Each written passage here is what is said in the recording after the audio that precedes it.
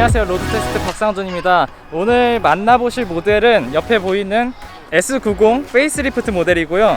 그 중에서도 B5 마일드 하이브리드가 적용된 모델을 시승하게 됩니다.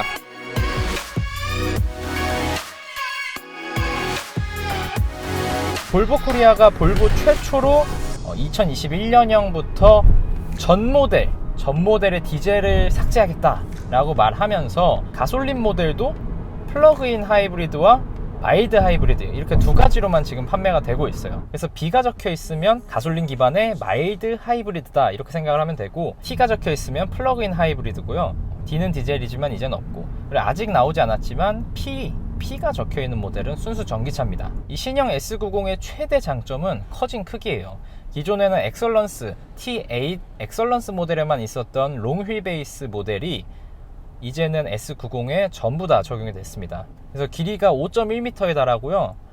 휠베이스가 3m가 넘습니다. 3060mm이기 때문에 동급에서 최대다라고 할 만큼 차체가 많이 커졌습니다. B5 모델은 2.0L 가솔린 모델이 들어가고요. 250마력, 기존엔 254마력이었죠. 소폭 낮아졌습니다. 250마력에 35.7kgm의 토크를 발휘하고, 여기에 10kW, 한 14마력 정도 되는 전기 모터가 더해집니다. 전기 모터의 토크는 4.1kgm고, 차량이 출발할 때 이렇게 힘이 크게 들 때는 전기 모터가 이제 엔진을 보조를 해주는 거죠. 변속기는 8단 자동 변속기고요. 흔히 말하는 제로백 B5 모델은 7.2초입니다. 특징적인 게 2021년형 모델부터는 볼보의 모든 차량들은 시속 180km에서 제한이 걸립니다. 더 이상 속도를 낼 수가 없어요. 차가 안 좋아서 못 내는 게 아니라 이제 안전을 위해서 그렇게 적용을 했다고 합니다. 타이어는 모멘텀에는 18인치, 인스크립션에는 19인치가 들어갑니다. 옵션 조금 설명드리면, 우선 전 트림에 어드밴스드 공기청정 시스템, 파노라믹 선루프, 무선 충전 이런 것들이 들어갑니다. 그리고 이제 인스크립션 모델에만 들어가는 게 오레포스 전자식 기어 노브, 또 2열 암레스트도 조금 더 럭셔리하게 바뀌었고, 2열 좌우 창문 그리고 뒤쪽 선 블라인드가 전부 다 전동식으로 제공됩니다. 실내의 디자인 변화가 크지 않다고 말씀드렸는데 그래도 조금씩 변경이 됐습니다. 그릴 조금 변경됐고요. 앞뒤 범퍼도 변경이 됐습니다. 특히 앞뒤 범퍼 아래쪽에 지금 크롬띠가 쫙 둘러져 있는데 이게 옆쪽이랑도 또 이어져요. 쭉 그어진 크롬띠 때문에 조금 더 단정한, 반짝반짝이지만 단정한 이런 이미지를 주는 것 같아요. 헤드램프나 이런 부분들은 그대로고, 대신 테일램프는 변경이 됐습니다. 디테일이 조금 변경됐고, 방향지시등이 좌우측을 켰을 때는 흐르는 듯한 모습으로 보이는데 비상등을 켜게 되면은 양쪽에 그냥 들어왔다 나갔다 하는 전멸식으로 바뀝니다. 요건 좀 특징이네요. 배기구는 아래쪽으로 숨겨져 있습니다. 실내도 이제 계기판에 배터리 관련된 것들이 좀 추가가 됐다, 요런 점들. 2열 에어벤트 쪽을 보시면은 이렇게 뭔가 좀 길게 돼 있어요. 이게 바로 휠베이스를 늘린 그런 증거라고 볼 수 있겠습니다. 그리고 B필러 송풍구가 있는데 이거는 S60에도 있습니다. 트렁크 공간은 반듯하게 이렇게 잘 정리가 되어 있습니다. S90 B5에는 48V 마일드 하이브리드 시스템이 얹혀 있는데, 왜 이렇게 요즘 마일드 하이브리드를 많이 쓰냐, 특히 수입사에서 지금 볼보뿐만 아니라 메르세데스 벤츠나 BMW, 아우디 전부 다 쓰고 있죠. 연비를 조금 높여주는 효과도 있지만 그 외에도 많은 효과들이 있어요. 최근 나오는 차량들은 전자장비가 정말 많잖아요. 전기로 구동해야 될 것들이 정말 많은데, 예를 들면 에어컨도 전기로 해야 되죠. 펌프류 이렇게 작동시키는 것도 전기로 하죠. 정말 많은 곳에 전기가 쓰입니다. 그러다 보니까 이 배터리와 모터를 가지고 그런 것들을 구동하는 데 사용하면 훨씬 더 매끄럽게, 좀 더 수월하게 작동시킬 수가 있고요. 거기에다가 엔진의 힘을 보태주는 역할까지 할 수 있기 때문에 이런 부분에서 또 많이 사용을 합니다. 일반 하이브리드 대비해서 부품은 간단하고, 또 엔진에 추가 동력 제공할 수 있고, 회생제동으로 배터리를 충전할 수 있고, 이러다 보니까 하이브리드가 갖는 이점들은 조금씩 다 가져가면서 만들기는 쉬운 거죠. 사실 일반 하이브리드는 만들기가 꽤 까다로워요. 새로 개발을 해야 되고 장치들이 추가가 많이 되고 이런데, 마일드 하이브리드는 그냥 내연기관 그대로의 모터랑 배터리만 조그만 걸 조금씩만 연결을 하면 되기 때문에 굉장히 쉽습니다. 대신 단점으로는 이제 모터만 가지고 구동할 수가 없다, 이런 것들이 되겠죠. 볼보는 BISG 시스템이라고 부르는데 기존 ISG 모터를 크게 강화시켰다, 이렇게 보시면 될 것 같아요. 지금 이 S90이 속해 있는 E 세그먼트 중형 세단 요 라인이 가장 경쟁이 치열해요. 프리미엄 수입차 중에서 40%를 차지하는 가장 큰 영역입니다. 과연 이 S90이 이렇게 경쟁이 심한 시장에서 어떻게 살아남을지 주행을 통해서도 한번 느껴보도록 하겠습니다. 기본적으로 이 S90이라는 모델은 볼보의 플래그십 모델이죠. 이 플래그십 모델 중에서 B5, 그러니까 전동화 모델입니다. 볼보 본사에서 2025년까지 판매되는 차량의 50%를 전기차로 만들겠다. 2025년에 판매되는 볼보는 절반이 전기차다. 이렇게 좀 선언을 했어요. 그리고 그것과 동시에 나머지 모델들 전부 다 전동화 모델만 판매를 하겠다. 그러니까 이제는 내연기관만 달려있는 차는 팔지 않겠다는 거죠. 근데 이제 한 가지 짚고 넘어가야 될 게 있습니다. 마일드 하이브리드가 뭐냐 도대체. 마일드 하이브리드는 본격적인 우리가 생각하는 하이브리드와는 좀 개념이 다릅니다. 물론 이 차에도 배터리와 모터가 장착이 되어 있어요. 그래서 회생제동을 통해서 배터리 충전도 하고 전기 모터가 엔진과 합쳐져서 더 큰 힘을 내고 이런 것들은 사실 일반 하이브리드 모델과 같습니다. 자, 그럼 간단하게 그냥 하이브리드랑 뭔 차이냐. 플러그인 하이브리드가 있고 하이브리드가 있고 마일드 하이브리드가 있습니다. 플러그인 하이브리드는 전기 모터의 힘이 굉장히 세요. 100마력 이상씩 합니다. 보통 100마력, 120마력 뭐 이렇게 하고 배터리 용량 자체도 꽤 큽니다. 그래서 이 배터리 용량만 가지고도 뭐 짧게는 한 20km, 길게는 뭐 50km씩 왔다 갔다 전기로만 할 수가 있습니다. 일반 하이브리드는 마찬가지로 배터리만 가지고도 구동을 할 수가 있어요. 대신 힘이 별로 많이 필요하지 않을 때, 저속에서 출발할 때, 아니면 정속 주행을 해서 힘이 거의 들지 않을 때, 이런 때는 모터만 가지고 주행을 할 수가 있습니다. 자, 그러면 마일드 하이브리드는 어떤가? 마일드 하이브리드는 모터의 힘이 일단 약합니다. 상대적으로 약하고 지금 이 차량에는 10kW, 환산하면 13.6마력이거든요. 14마력 정도 되는 마력이 추가가 됐고, 뭐 적게는 8마력, 많게는 뭐 그 이상 10마력 이상, 지금처럼 한 14마력 가까이 되는 파워를 냅니다. 그리고 배터리 용량도 작아요. 사실 일반 하이브리드나 플러그인 하이브리드랑 비교하면 훨씬 작습니다. 그리고 이제 결정적으로 배터리만 가지고는 운행을 할 수가 없고, 대신 출발할 때 뭐 힘이 크게 필요할 때, 이런 때에는 이 아까 말씀드린 14마력 정도 되는 모터가 250마력 엔진을 도와준다. 그래서 그런 때는 260마력 이상의 힘을 이렇게 낼 수가 있는 거죠. 그래서 사실 연비 차이는 미미해요. 이거를 마일드 하이브리드가 하이브리드 배지가 붙었다고 해서 야, 이거 그러면은 막 저속에서는 전기 모터로만 가고 연비 좋고 이렇겠다라고 생각을 하셨다면 그건 큰 오산입니다. 기존의 S90이 11.1km/L였어요. 근데 소폭 상승이 됐습니다. 11.3km/L로 소폭 상승했는데 사실 0.2km만 오른 건 아니에요. 왜냐면 기존 S90은 T5 모델 254마력짜리 모델의 쇼바디였거든요. 근데 이 모델은 과거의 엑설런스, T8 엑설런스에서만 판매가 되던 그 롱바디가 이제는 페이스리프트가 되면서 모든 S90이 다 롱바디가 됐어요. 그러니까 차가 더 커지고 당연히 더 무거워졌겠죠. 거기에 배터리도 얹었고요. 그러다 보니까 무게도 한 뭐 50에서 100kg 가량 조금 늘어났는데, 무게 늘어나고 차 커지고 뭐 이런 것들까지 다 포함을 해보면 사실 수치적으로는 0.2kg가 늘어났지만 실제로는 그것보다 더 많은 개선 효과가 있었다, 이렇게 보시면 되겠습니다.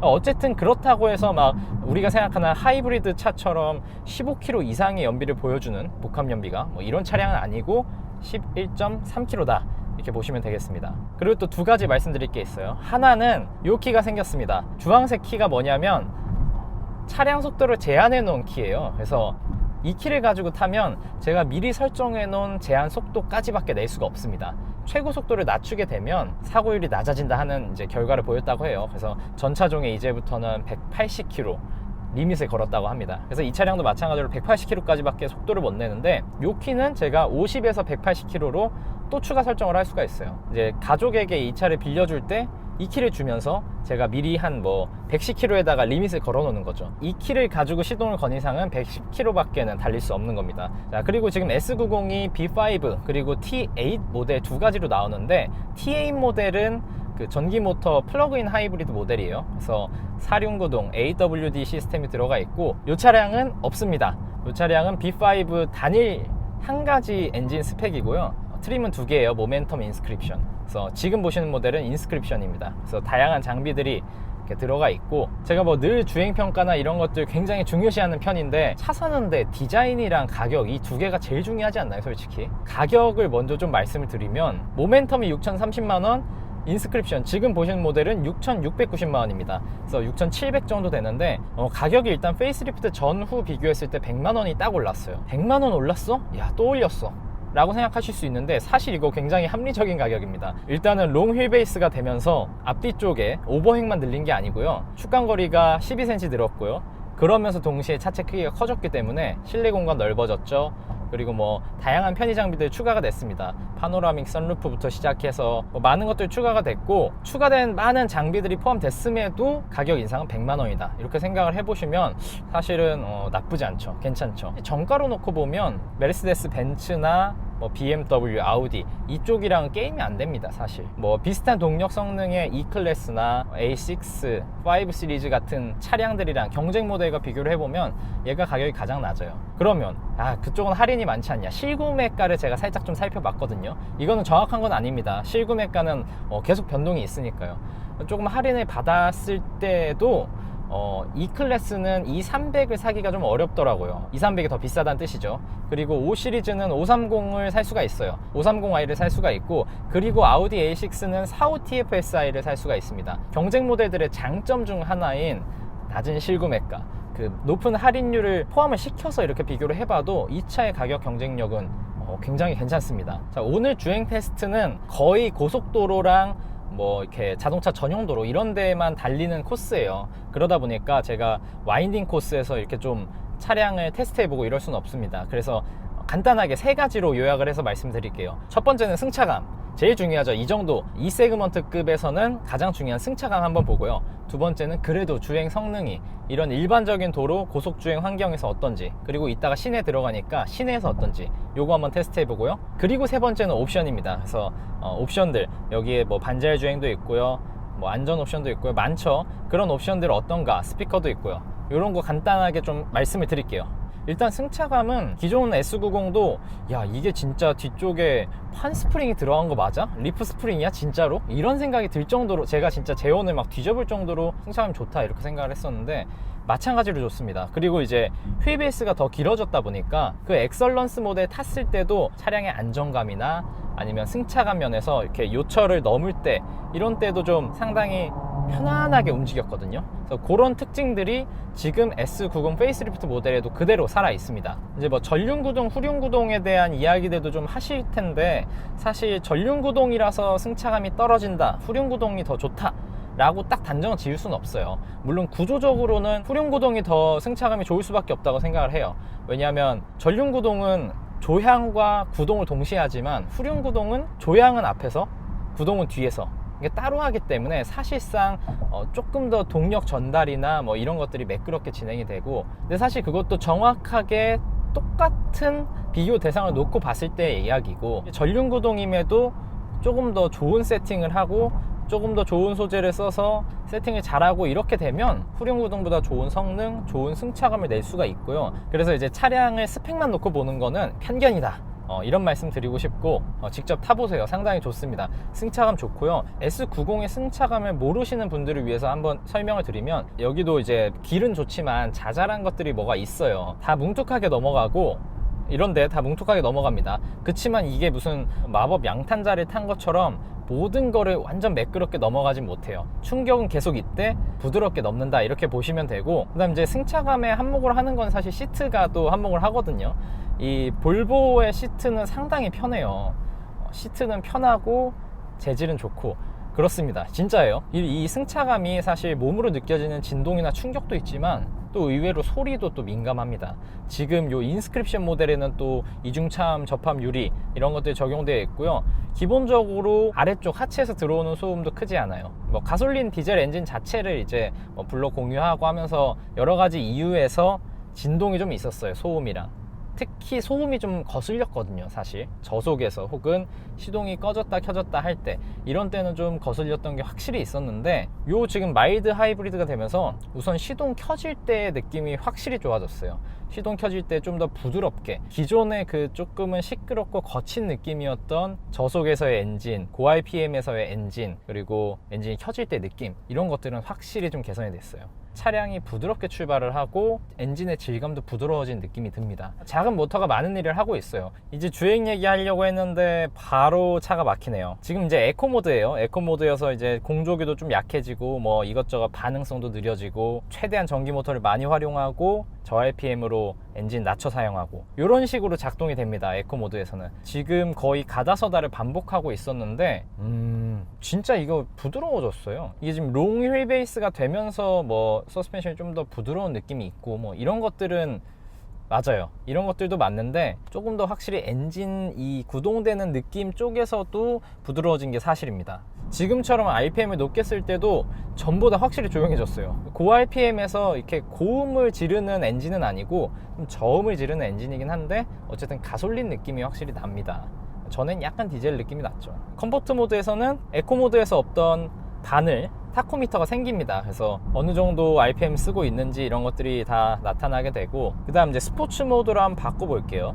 스포츠 모드를 놓게 되면 바로 2000rpm 이상으로 이렇게 엔진이 붕 하고 뜨게 되죠. 스포츠 모드에서도 조금 더 부드러운 느낌이에요. 계속해서 말씀을 드리지만 차가 부드러워졌다, 승차감이 부드럽다 이런 게 아니라 그냥 전반적으로 다 부드러워졌다. 엔진 질감부터 주행 질감 이런 것들이 다 부드러워졌다 라는 거. 근데 이제 이 회생 제동 때문에 이 브레이크를 초반에 밟았을 때는 좀 이질감이 있어요. 이질감이 좀 있습니다. 그래서 막 심하진 않은데 약간의 이렇게 밟을 때 약간의 이질감, 그런 것들은 있다라는 거 참고하실 필요가 있고, 사실 이거를 예민하게 느끼시지 않으면은 크게 뭐 이렇게 문제가 될 만한 수준은 아닙니다. 정말 약간 느껴지는 거고, 이 차의 뭐 고속주행 안정감 이런 것들도 좋습니다.